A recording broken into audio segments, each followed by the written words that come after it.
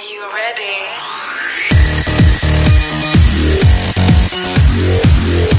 Yasmin Podcast.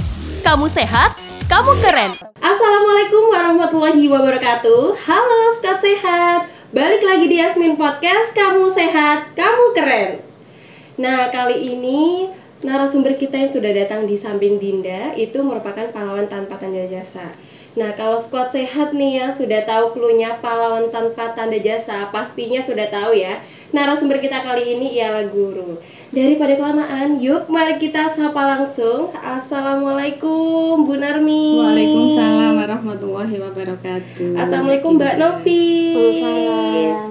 Boleh dong Bu disapa dulu nih Squad Sehatnya Bu. Iya. Baik, assalamualaikum warahmatullahi wabarakatuh. Selamat pagi semuanya. Boleh memperkenalkan diri Mbak Dina? Boleh. Perkenalkan, nama saya Ibu Narmi. Saya adalah guru SLB Negeri Banyuwangi yang saat ini saya mengajar anak-anak jurusan autis. Oke, Mbak Novi boleh nih perkenalan juga nih Mbak Novi. Nah, saya Novi dari Desa Kenjo, Kecamatan Gelagah. Cukup? Iya. Kayaknya Mbak Novi lagi malu-malu kucing ya Mbak Novi. Masih rada sedikit grogi tapi nggak apa-apa Mbak Novi. Ada Dinda nih yang menemani Mbak Novi dan Bu Narmi juga. Iya. Terima kasih ya Bu Narmi sudah meluangkan waktunya untuk hadir ke podcast kita hari ini. Terima kasih juga nih untuk Mbak Iya, Novi ya sama-sama. yang sudah meluangkan waktunya dari Desa Kenjo loh. Ini siapa nih Squad Sehat yang dari Desa Kenjo juga? Boleh nih komen ditulis di bawah ya.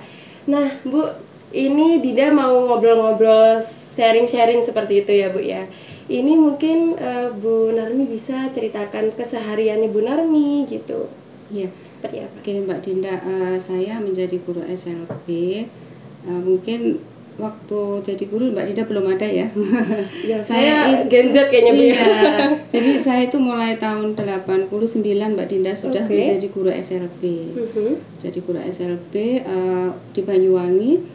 Waktu itu memang saya sekolahnya dari SGPLB ya. SGPLB, Sekolah Guru Pendidikan Luar Biasa. Jadi setelah SPG saya sekolah Guru Pendidikan Luar Biasa. Kemudian saya mengikuti suami di Banyuwangi mengajar di SLB mulai tahun, kalau di Banyuwangi mulai tahun 90 saya ngajar anak-anak SLB. Sejak dulu itu saya diberi tugas oleh kepala sekolah saya itu mengajar anak-anak yang aneh gitu ya waktu itu ya. Jadi ada kan anak-anak SLB itu yang sudah kelihatan, misalkan ini anak tunanetra kan sudah kelihatan ya Mbak Dinda Iya, ya, betul mereka sekali. tunanetra, tunarungu wicara, mereka tidak bisa berbicara, kemudian hambatan pendengarannya kan juga sudah kelihatan gitu. Tunagrahita mereka memiliki IQ di bawah rata-rata. Kemudian tunadaksa mereka memiliki hambatan motorik gitu ya. Kalau orang dulu bilangnya cacat tubuh begitu ya. Oke. Nah, kemudian yang satu ini Mbak Dinda yang anak-anak aneh dulu itu istilahnya begitu ya. Nah, sekarang booming dengan istilah autis begitu. Jadi sejak dulu waktu saya masih muda itu Mbak Dinda, diserai itu anak-anak autis itu. Dulu belum booming istilah autis sampai sekarang Mbak Dinda. Jadi mulai tahun 90, berarti 24 tahun ya saya megang anak-anak autis. Nah, sekarang itu kalau di SLB Mbak Dinda, anak-anak autis itu kan memang dikelompokkan gitu ya. Jadi ada perjurusan Mbak Dinda, meskipun itu SLB Negeri Banyuwangi tetapi itu ada jurusannya masing-masing. Jadi tunanetra itu mulai dari SLB jenjang SD sampai SMA. Kemudian tunarungu juga seperti itu. Nah, saya di jurusan autis. Kebetulan saya di autis itu juga anak-anak yang kelas kecil Mbak Dinda. Jadi anak-anak yang mereka itu berangkat dari belum sekolah ya gitu. Terkadang mereka juga belum diterapi gitu. Jadi tugas saya di sekolah itu selain saya mengajar, saya juga memberikan terapi kepada anak-anak itu. Gitu. Ada beberapa anak autis itu yang mereka tidak bisa datang ke sekolah meskipun mereka sudah terdaftar di SLB. Jadi nanti saya dan teman-teman kami yang di jurusan autis itu, mereka setelah selesai mengajar ada beberapa hari mereka harus kunjungan datang ke rumah mereka. Oh gitu. Iya, seperti itu. Jadi kami bagi tugasnya. Oke. Gitu, Mbak Dinda. Nah, kalau Mbak Novi nih yang di tengah nih ya, Squad Sehat ya. Ini dari yang kategori apa nih Mbak Novi nih sekolahnya? SMA LBK atau SMP LB atau apa nih Mbak? SD LBD. SD LBD. Mungkin bisa dijelaskan gitu ya Bu ya.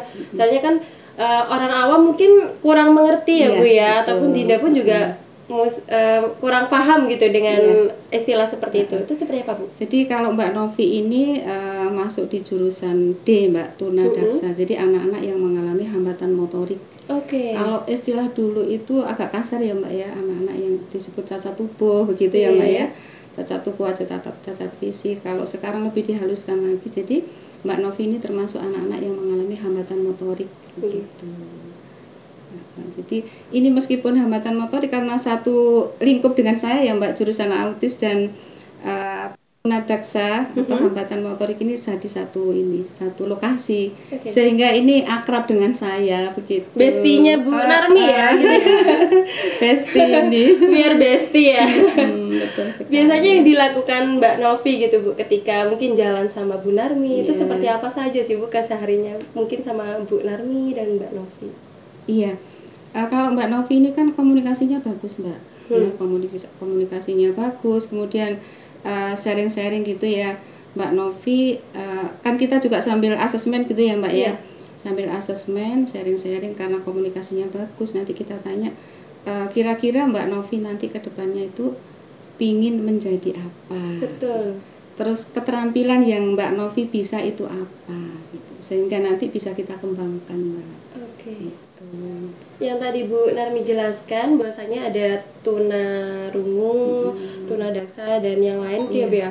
Pasti kan ada juga cara metode memberikan pelajarannya itu ya Bu ya. Mungkin berbeda-beda. Iya, betul nah, sekali, itu Mbak. seperti apa Bu kalau boleh tahu nih? Iya. Jadi gini Mbak, kalau anak-anak tunanetra itu anak-anak yang mengalami hambatan penglihatan ya Mbak ya. Itu kan sudah jelas kelihatan ya, secara fisik kita melihat itu, oh itu anak tunanetra tidak bisa melihat gitu ya. Nah, mereka itu dalam pembelajarannya kan yang pertama untuk baca tulis itu menggunakan huruf braille Mbak. Braille. Iya, braille. Jadi kalau kita orang awas gitu, kita membacanya itu dilihat gitu ya, karena tangan kita kan untuk meraba itu enggak familiar ya Mbak ya. Betul. Jadi anak-anak itu menggunakan itu tulisan braille. Jadi ada alatnya Mbak, namanya stylus dan riglet. Stylus dan riglet. Iya. Oke, stylus itu dan untuk riglet. menulis anak-anak. Jadi belajar dari tulisan negatif gitu ya. Anak-anak yang masih baru masuk itu kan kita 3 kemampuan dasar itu yang tetap kita ajarkan ya Mbak ya. Membaca, menulis dan menghitung itu. Nah, menggunakan itu Mbak, tulisan braille itu, membacanya juga seperti itu. Kemudian ada program khusus untuk anak-anak tunanetra, itu namanya orientasi mobilitas. Nah, jadi anak-anak itu ketika mereka berjalan di jalan raya, kita ajari bagaimana cara menggunakan tongkat. Seperti itu ya Mbak. Jadi menggunakan tongkat itu ada caranya Mbak, tidak serta-merta anak-anak itu megang tongkat terus jalan itu, tidak seperti itu. Jadi semuanya diajari. Kemudian nanti berjalan di jalan yang sempit itu seperti apa, begitu. Kemudian ketika dia itu nanti jalan di tangga seperti apa, gitu. Jadi pertama kali anak-anak tunanetra itu seperti itu diajarkan untuk mengenal lingkungan sekitarnya. Oke, dan itu siapa Bu yang mengajari hal tersebut? Ada gurunya. Jadi memang ada spesifik guru orientasi mobilitas Mbak. Oh gitu. Iya. Jadi ada di bidangnya masing-masing gitu ya Bu ya. Jadi program khusus itu kalau pembelajarannya itu untuk yang tingkat dasar itu banyak Mbak. Jamnya itu lebih banyak. Oh gitu. Iya, jadi nanti jamnya lebih banyak. Kalau nanti sudah tingkat lanjutan, kalau dasar kan banyak ya itu OM-nya. Kalau yang tingkat lanjutan SMP terus kemudian SMA itu sudah pelajaran OM masih ada tapi sudah mulai dikurangi jamnya, tapi lebih banyak ke kegiatan vokasi. Iya, jadi diarahkan untuk kemandiriannya anak. Kalau anak-anak tunanetra itu kan banyak yang pinter musik ya Mbak ya. Betul. Banyak yang pinter musik, menyanyi gitu. Terus kemudian hafalan Al-Qur'an begitu ya. Nah, itu kita arahkan ke sana. Kemudian juga ada yang masase Mbak. Apa itu Bu? Masase itu pijet. Oh. Iya. Iya. Masase itu. Jadi kan banyak itu anak-anak tunanetra itu yang mungkin karena dia tidak mempunyai skill dalam hal seni, menyanyi, kemudian bermain musik, mereka arahannya ke jadi tukang pijat. Jadi mereka nanti mandirinya di sana begitu. Itu yang tunanetra Mbak. Kemudian beda lagi yang tunarungu, Mbak. Oh, beda lagi nih. Iya, Oke. kalau yang tunarungu itu Ini Mbak Novi diem aja nih, kita ajak ngobrol juga ya Bu Narmi ya. Iya. Ini siapa nih kalau bestinya di kelas nih, Mbak Novi? Cuma sendiri.